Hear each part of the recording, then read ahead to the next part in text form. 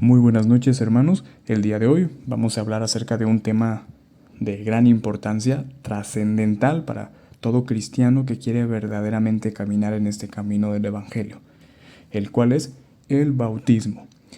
Vamos a ver un poquito acerca de las funciones que tiene el bautismo o la importancia que tiene el bautismo para un cristiano.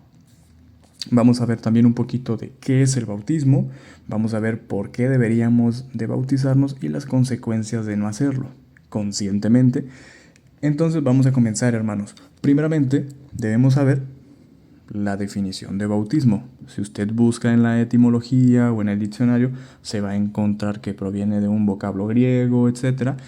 Y que al final de todo significa sumergir, ya sea en un líquido, en este caso en lo que viene siendo la denominación cristiana es en el agua, en las aguas. Ahorita vamos a ver también ese aspecto, pero significa sumergir. Eso tenemos que tenerlo claro inicialmente. Entonces, el bautismo.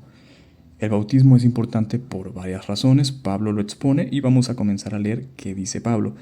Ha de saber primeramente que el bautismo es un sacramento y acuérdese que un sacramento es una señal de algo. Un sacramento indica, expresa públicamente algo. Pues en este caso el bautismo es un sacramento que da fe pública o que expone públicamente la iniciación que una persona ha decidido tomar o la iniciativa que una persona ha tenido dentro de la vida cristiana, se ha comprometido con Cristo. Entonces eso es el bautismo, un sacramento que indica la iniciación de la vida cristiana. Uno ha dicho, cuando se bautiza uno, ha dicho, yo he decidido conscientemente morir al viejo hombre, que también lo vamos a ver ahorita con citas bíblicas. Entonces, bueno, no vamos a hacer más enredos, vamos a comenzar con los versículos bíblicos. Vamos a ir primeramente a 1 Corintios 12:12. Vamos a leer cuáles son una de las funciones del bautismo. Inicialmente vamos a toparnos en este versículo que el bautismo nos sirve para integrarnos al cuerpo de Cristo. Vamos a ir a 1 Corintios 12:12. Vamos a leer qué le dice Pablo a la gente de Corinto.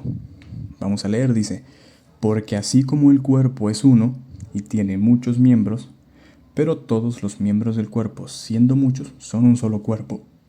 Observe entonces que dentro del cuerpo, en este caso el cuerpo de Cristo, Pablo utiliza mucho esa analogía.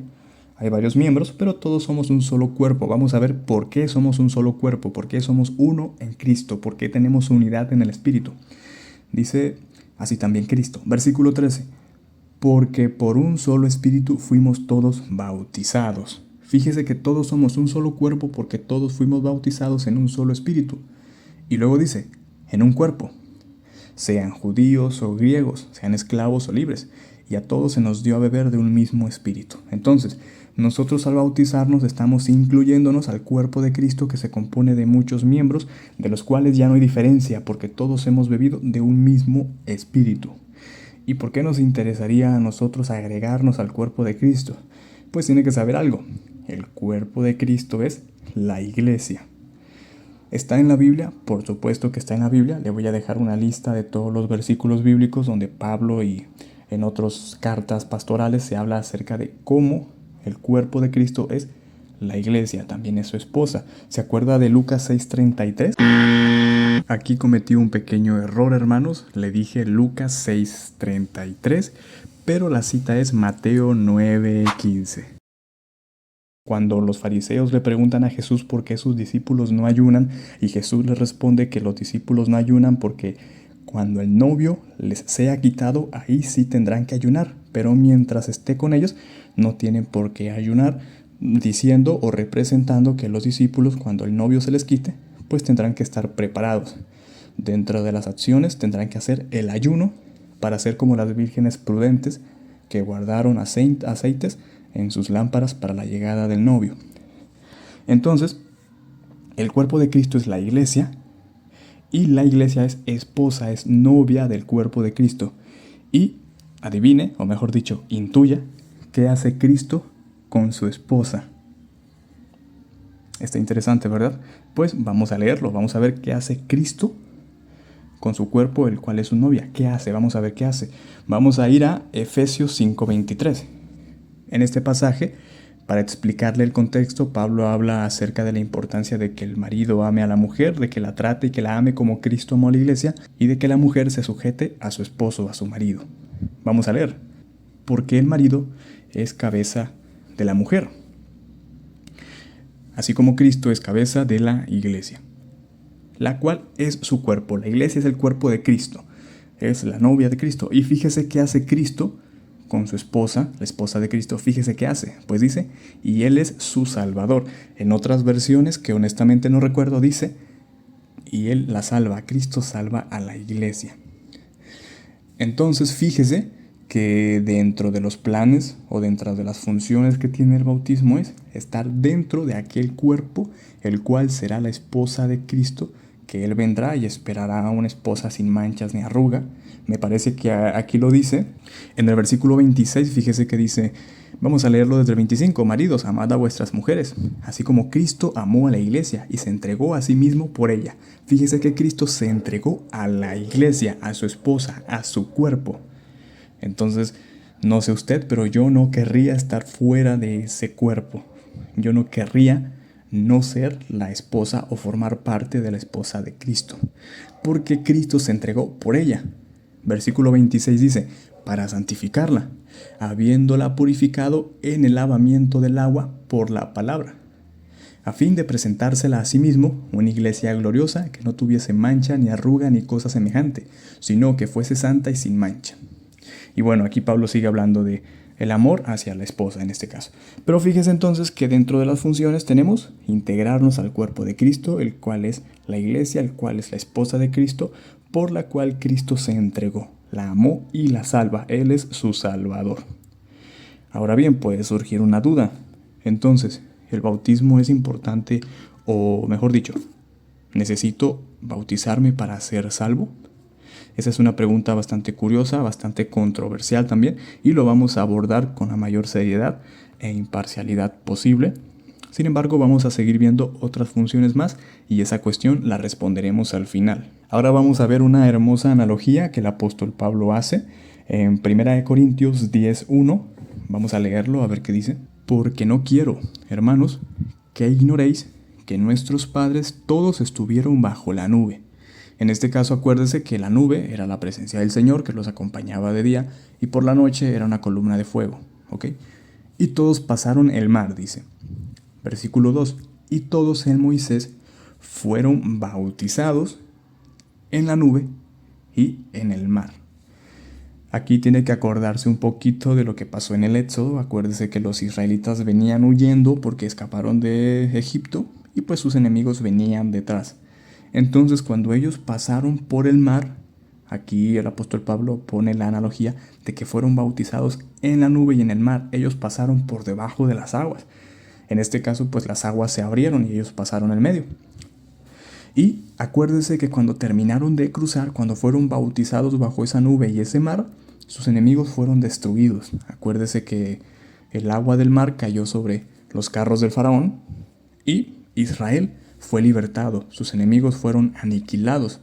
Ellos pudieron ser libres del pecado, de la condena. En este caso el pecado se refiere de manera analógica pues a los egipcios, al pueblo de Egipto, donde estaban cautivos.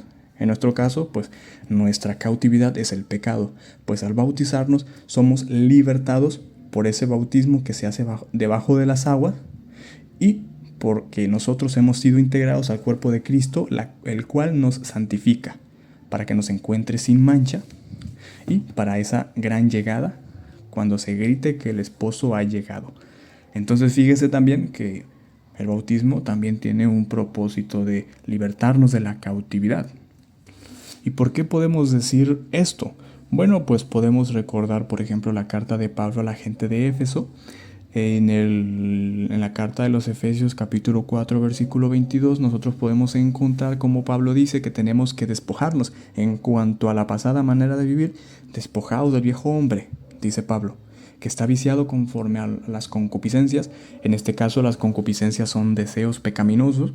Usted podrá imaginarse muchos deseos pecaminosos, Pues dice Pablo, despójense de ese viejo hombre y renuévense en el espíritu de vuestra mente. Y luego dice que nos vistamos del nuevo hombre que es creado según Dios en la justicia y en santidad de la verdad, o en la santidad verdadera, como dice Pablo.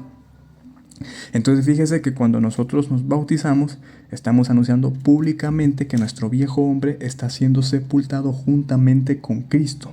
Que por cierto, Pablo ciertamente sí lo dijo en una carta. Vamos a leerlo. Vamos a leer, por ejemplo, el Gálatas 2:20, que dice: con Cristo estoy juntamente crucificado, y ya no vivo yo, mas Cristo vive en mí, y lo que ahora vivo en la carne lo vivo en la fe del Hijo de Dios, el cual me amó y se entregó a sí mismo por mí. ¿Se acuerda que hizo Cristo con su cuerpo, el cual es su esposa? Se entregó por ella. Maridos, amen a sus mujeres como Cristo lo hizo y se entregó a sí mismo por ella.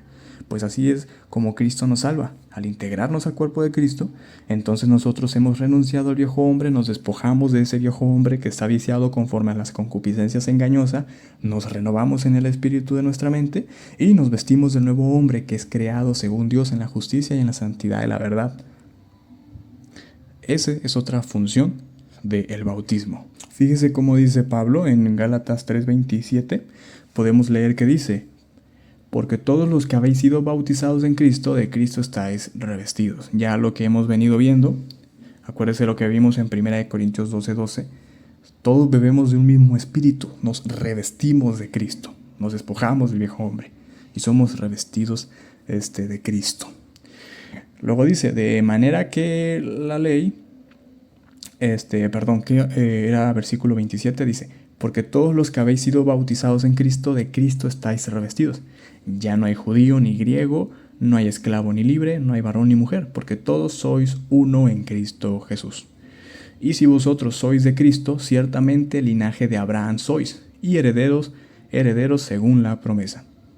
Entonces, esa es otra función del bautismo: libertarnos, integrarnos al cuerpo de Cristo. Además, para el perdón de los pecados. Ahora fíjese, vamos a analizar uno de los evangelios. Va a notar algo bastante interesante. Vamos a ir al evangelio de Marcos. Marcos es un evangelio que se escribió a la gente no judía principalmente, para que se conociese el nombre del Señor Jesucristo. Y vamos a ver qué pasó cuando Cristo se bautizó. Pasó algo bastante interesante. Vamos a verlo en Marcos 1:10, en el versículo 10 de Marcos 1. Y luego, cuando subía del agua, es decir, Jesús se bautizó por medio de Juan lo bautizó, mejor dicho, pues dice que cuando ya se sumergió y subía del agua, Jesús vio abrirse los cielos. Fíjese, cuando Jesús se bautizó, se abrieron los cielos. Aquí eruditos y teólogos y pastores lo pueden interpretar o le pueden dar el sentido teológico, que significa que cuando un cristiano se bautiza, se abren los cielos. Y dice: y al Espíritu como paloma que descendía. El Espíritu Santo descendió sobre Jesús. ¿Pero acaso Jesús no tenía el Espíritu de Dios antes de bautizarse? Ciertamente sí lo tenía, porque en Juan 1:29 decía: he aquí el Cordero, el que quita el pecado del mundo, el Cordero de Dios, que quita el pecado del mundo. Entonces aquí, por eso, los pastores y teólogos lo interpretan como esa enseñanza, como ese ejemplo de lo que pasa cuando una persona se bautiza. Se abren los cielos. El Espíritu desciende como una paloma sobre él. Versículo 11. Y vino una voz de los cielos que decía: tú eres mi Hijo amado, en ti tengo complacencia. El Señor se complace en eso. Porque, como sabemos, ya lo dijimos, el bautismo es un sacramento, una señal pública que dice: escucha mundo, escuchen todos, yo he decidido dejar al viejo hombre, despojarme de ese hombre y comprometerme, en este caso, a la vida en Cristo. Juntamente estoy sepultado, decía Pablo, y ya no vivo yo, mas Cristo vive en mí. Ahora, hermanos, vamos a analizar la pregunta que dijimos al inicio. Dijimos entonces que Cristo salva a la iglesia, y entonces surgía la pregunta: entonces, si alguien no se bautiza, ¿no se salva? ¿El bautismo salva? ¿Es importante para ser salvos? Bueno, esta es una pregunta polémica, y le voy a mostrar los versículos sobre los cuales algunos los interpretan como que sí, el bautismo nos salva. Vamos a analizarlos y vamos a comenzar a dar argumentos imparciales, lo más imparciales posible según la palabra. Vamos a ir a 1 de Pedro 3:21. En su Biblia busque 1 de Pedro 3:21 y fíjese que dice algo bastante curioso. El bautismo que corresponde a esto ahora nos salva, dice el apóstol Pedro, no quitando las inmundicias de la carne. Es decir, el bautismo no nos quita las inmundicias de la carne, sino como la aspiración de una buena conciencia hacia Dios por la resurrección de Jesucristo. Aquí, hermanos, podemos darle la siguiente interpretación. El bautismo no por sí mismo, vamos a decirlo, no podríamos decir que tiene poder salvífico. Nosotros podemos encontrar algunos ejemplos. No sé si se acuerde, por ejemplo, de el ladrón de la cruz. El ladrón de la cruz, acuérdese que estaba ahí arriba en la cruz junto con Jesús y pues no tenía manera de bautizarse. Entonces, Jesús, usted sabe lo que dijo. Cuando el ladrón creyó, en Lucas 23:42, el ladrón creyó, pues Jesús le dijo que él estará hoy con él en el paraíso. Es decir, la fe en Jesucristo fue lo que le salvó. Entonces, ¿por qué el apóstol Pedro dice que el bautismo ahora nos salva? Dice, el bautismo que corresponde a esto ahora nos salva. Pues bien, la siguiente interpretación es la más común utilizada entre pastores evangélicos, que es la siguiente. El bautismo por sí mismo no nos salva. No podemos atribuirle poder salvífico a las aguas o a la liturgia meramente del bautismo. Es decir, no podemos decir, voy a morir, me tengo que bautizar porque si no, no me salvo. Si una persona ha creído en el Señor Jesucristo, entonces, si se fija lo que está aquí mismo, en 1 de Pedro 3:21, fíjese lo que está entre los paréntesis, dice, no quitando las inmundicias de la carne, sino como la aspiración de una buena conciencia hacia Dios. Es decir, una persona que realmente ha creído en el nombre del Señor Jesucristo y ha pasado a ser hijo de Dios, fíjese que no quita las inmundicias de la carne, pero dice, sino como la aspiración, aspira a una buena conciencia hacia Dios. Es decir, un cristiano que de verdad ha creído va a aspirar a tener una buena conciencia hacia Dios, va a aspirar a comprometerse en el camino del Evangelio y, llevándolo a términos simples, va a desear bautizarse, va a sentir ese deseo en su corazón de dar testimonio público de lo que el Señor ha hecho en su vida y de comprometerse en el camino del Evangelio.